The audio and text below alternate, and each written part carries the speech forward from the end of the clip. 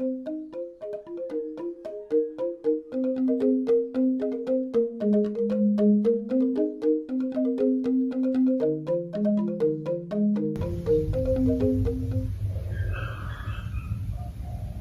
teman-teman semua, selamat pagi. Jadi pada pagi hari ini saya ingin mengajak teman-teman semua untuk melihat langsung bagaimana hasil dari pembangunan Pelabuhan Sanur, yaitu Pelabuhan Sanur baru, yang lama, yang mana proyek ini merupakan salah satu proyek pemerintahan di bawah Kementerian Perhubungan. Nanti kita akan melihat hasil dari pembangunan tersebut dan bagaimana kondisi sekitar pelabuhan tersebut. Jadi apa-apa aja yang ada, entah itu wisata kuliner atau wisata pantainya, bisa kita lihat nanti. Sekaligus kita juga melihat perbandingan pelabuhan Sanur yang lama. Teman-teman, sekarang kita sedang berada di jalan Pantai Matahari Terbit menuju Pelabuhan Sanur dan Pantai Matahari Terbit itu sendiri, teman-teman. Nah, di sini menggunakan sistem IG, teman-teman, di mana motor dikenakan Rp2.000 dan mobil dikenakan Rp5.000, teman-teman. Perlu diperhatikan untuk driver taksi online hanya diperkenankan untuk mengedrop, jadi tidak boleh mengambil penumpang dari dalam, teman-teman. Tuh. Halo teman-teman, jadi kita sekarang udah berada di Pantai Matahari Terbit Sanur. Nah, di tepat di sebelah kanan saya, belakang motornya itu merupakan Pelabuhan Sanur baru. Pelabuhan Sanur baru ini didirikan pada bulan Desember 2020 yang kemudian rampung pada bulan Oktober tahun 2022. Nah, ya teman-teman, jadi Pantai Matahari Terbit Sanur ini merupakan salah satu spot untuk melihat matahari terbit karena berada di sebelah timur Bali. Nah, jadi di sini selain menjadi spot untuk melihat matahari terbit, pelabuhan, maksud saya Pantai Matahari Terbit Sanur ini merupakan pantai multifungsi di mana terdapat 3 kepadatan, yaitu rekreasi, penyeberangan atau terdapat pelabuhan, serta biasa digunakan untuk upacara ngaben dan magang Hindu, teman-teman. Nah, jadi untuk lebih detailnya akan ada dalam video ini, yaitu ikutin terus, teman-teman.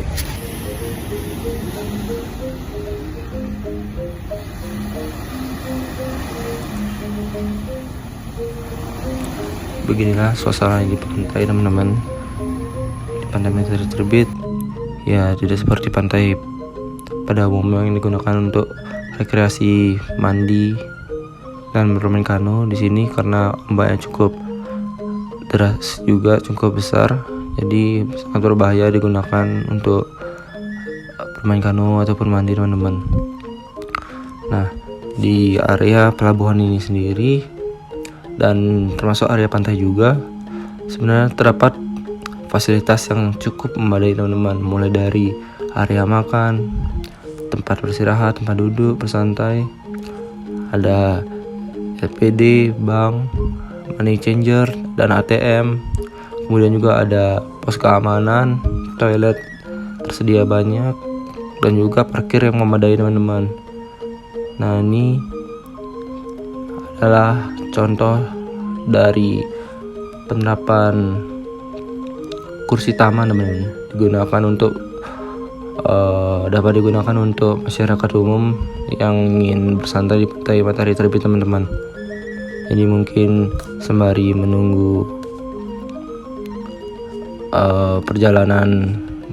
dimulai perjalanan penyeberangan ke Nusa, nah kita bisa menunggu sambil melihat pemandangan di sini, teman-teman. Apalagi saat pagi hari, jika kita beruntung kita bisa melihat matahari terbit itu langsung, teman-teman.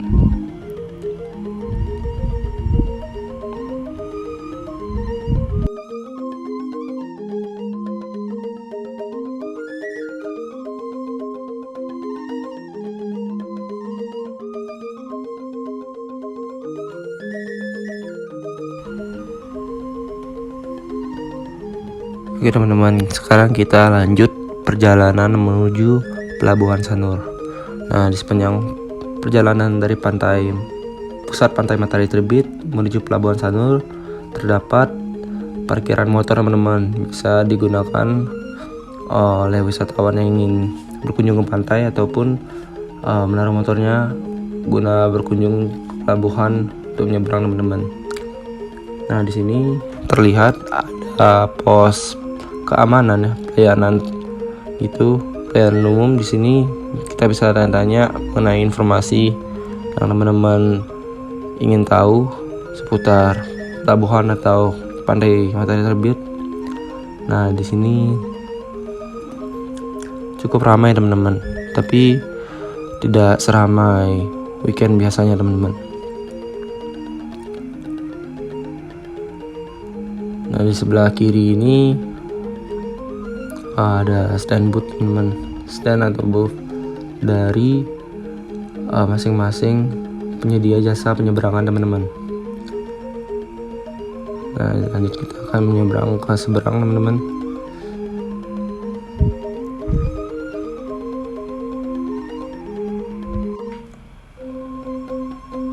Nah, oke teman-teman, jadi di sebelah kanan ini bisa lihat di banner atau spanduk itu terdapat jam-jam operasional dari penyedia jasa penyeberangan teman-teman. Nah, di kanan ini juga tersedia pos informasi dan tiketing teman-teman. Jadi teman-teman nggak perlu bingung-bingung lagi bagaimana tiketing di penyeberangan Pelabuhan Sanur.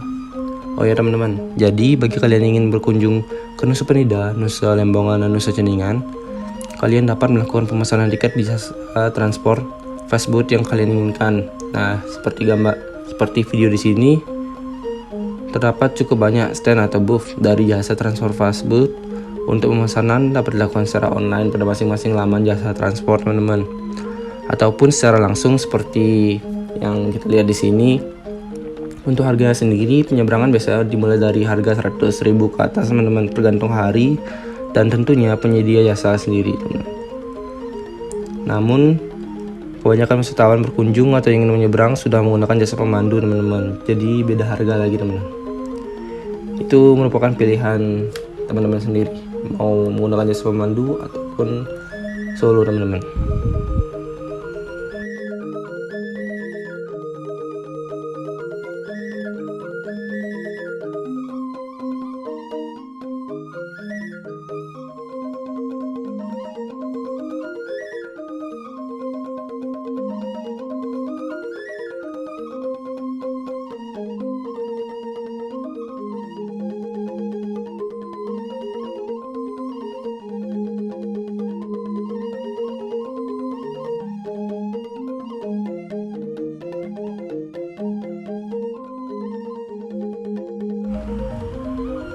Oke, sekarang kita lanjut aja teman-teman menuju ke Pelabuhan Sanur baru ya teman-teman. Untuk parkir di Pelabuhan Sanur sendiri menurut saya ini masih kurang efektif teman-teman, karena masih menimbulkan kemacetan pada pagi hari khususnya. Seperti video tadi sebelumnya, itu sebenarnya macetnya dari Jalan Raya Bypass Ngurah Rai teman-teman. Nah, mungkin sering berkembangnya Pelabuhan Sanur bisa diikuti oleh perluasan lahan parkir atau terdapat cara lain agar mengurangi kemacetan itu sendiri teman-teman. Nah, ini merupakan parkir mobil teman-teman. Di sebelah kanan lurus lagi itu terdapat parkir motor, dan di dalam tadi juga terdapat parkir motor. Jadi terserah teman-teman mau parkir di mana. Oh ya, diingatkan lagi untuk tidak memesan taksi online di dalam teman-teman, karena sudah aturannya seperti itu.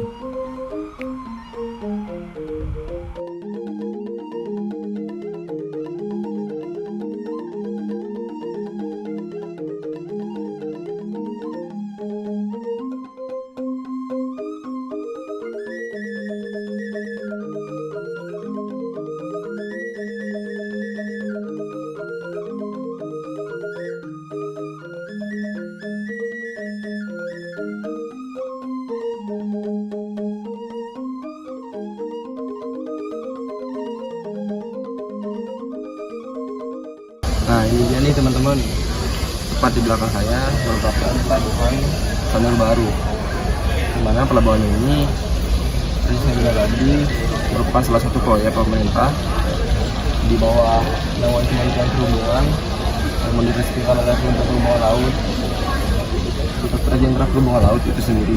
Nah, pelabuhan ini katanya cukup strategis teman-teman, berada tidak jauh dari ibu kota Denpasar. Selain itu pelabuhan ini juga dikatakan strategis karena wisatawan yang datang dari luar Bali akan melewati, kemungkinan besar akan melewati jalan yang ada di pelabuhan ini, itu jalan Lepas Ngurah Rai. Nah, dari pelabuhan Sanur ini, pelabuhan ini tergolong pelabuhan yang kecil teman-teman. Kenapa? Menurut saya itu pelabuhan yang kecil merupakan hal yang wajar teman-teman, mengingat pelabuhan ini dikhususkan untuk mengangkut manusia menuju Pulau Lembongan, Pulau Sepelido, dan Pulau Seningan. Jadi dengan ukuran pelabuhan yang terlalu luas seperti pelabuhan Gilimanuk, Ketapang, dan lainnya itu merupakan hal yang wajar. Nah, di sini keunikan dari pelabuhan ini adalah di desainnya teman-teman. Desain pelabuhan ini dapat dilihat pada bangunannya. Nah, di sana ada perpaduan antara nilai seni dan nilai modern. Nah, dengan perpaduan nilai seni dan modern ini diperkirakan pelabuhan ini menghabiskan dana anggaran itu sebesar 368 miliar teman-teman. Nah, bukan uang yang kecil teman-teman. Dengan uang yang sebesar ini, pelabuhan ini dirancang agar dapat menampung 26 fastboat teman-teman, dan memiliki kapasitas 116 teman-teman. Sebenarnya masih banyak yang harus kita ulas di dalam pelabuhan ini teman-teman, namun sayangnya karena saya sendiri tidak memiliki tiket masuk, sehingga saya tidak dapat masuk ke dalamnya teman-teman. Jadi kita mungkin bisa lihat dari lingkungan sekitar pelabuhan aja teman-teman, dari samping, dari kiri, maupun dari depan nanti teman-teman.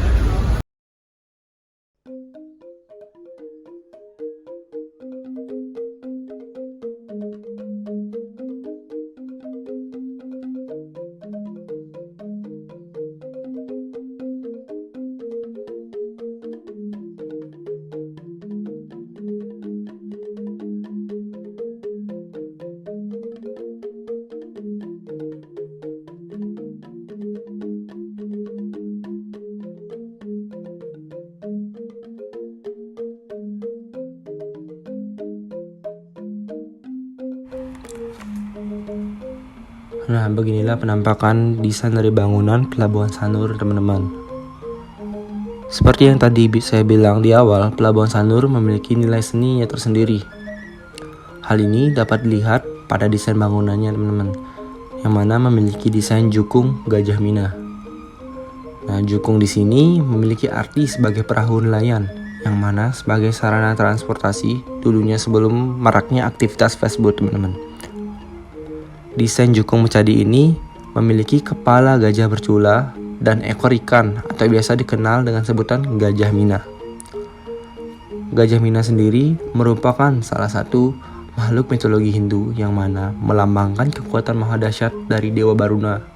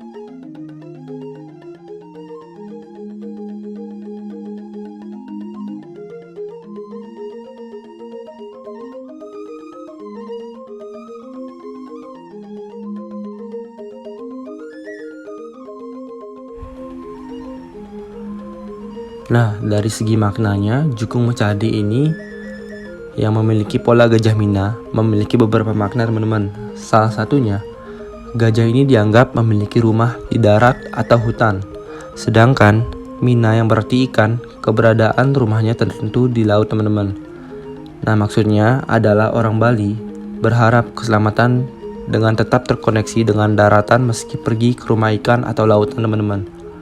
Selain itu, bisa disebutkan sebagai simbol keseimbangan lewat simbol Lingga Yoni. Sebab gajah dianggap lebih maskulin, teman-teman, sedangkan ikan dianggap menggambarkan sifat feminim. Itu, teman-teman. Oh ya, teman-teman, untuk desain bangunan ini sendiri didesain oleh Bapak Popo Danes yang merupakan arsitektur lulusan UGM, yang mana desain ini juga merupakan salah satu permintaan dari Menteri Perhubungan Budi Karya Sumadi, teman-teman. Ini tampak belakangnya, teman-teman ya. Kita bisa lihat di sini ada 2 ekor ikan. Di atasnya ada burung garuda, teman-teman. Nah, di sini merupakan pura kecil atau biasa disebut sangga yang biasa digunakan untuk persembahyangan memohon keselamatan di area pelabuhan ini, teman-teman.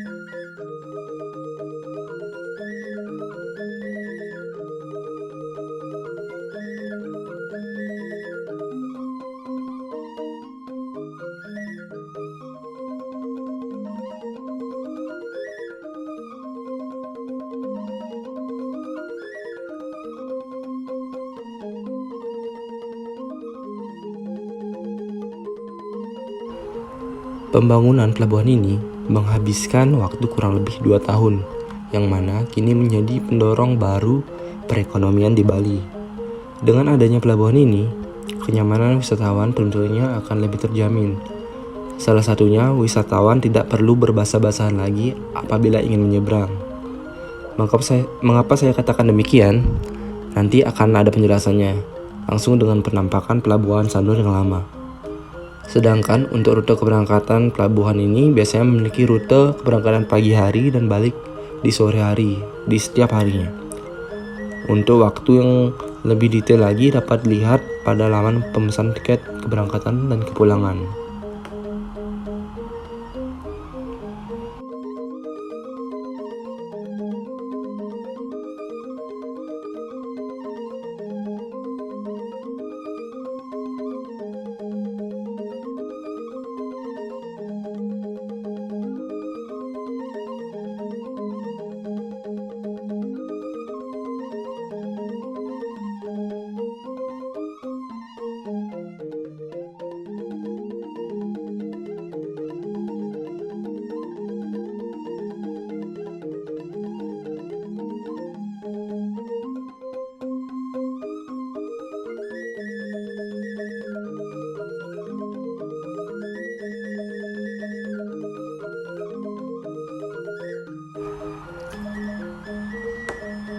Oh ya, teman-teman, karena kita tidak diperbolehkan masuk karena tidak memiliki tiket penyeberangan, maka saya mengambil video ini dari sebelah kanan pelabuhannya. Jadi di sana diperbolehkan untuk mengambil video. Di sini kita lihat bahwa pelabuhan Sanur ini memiliki 2 dermaga, yaitu terletak di kiri dan kanan bangunan, teman-teman. Nah, adanya 2 dermaga ini diharapkan dapat mempermudah akses kedatangan dan keberangkatan fastboat itu sendiri. Ini penampakannya, teman-teman. Kebetulan sedang ada fastboat yang bersandar di sebelah kanan. Nah, di Depan itu terdapat traktor tadi teman-teman ya. Itu sedang ada perluasan dan perbaikan area pelabuhan teman-teman. Nah, dari samping kanan penampakan dari pelabuhan Sanur seperti ini teman-teman. Terdapat eskalator teman-teman. Cukup mewah teman-teman. Tidak heran menghabiskan dana yang terbilang besar teman-teman.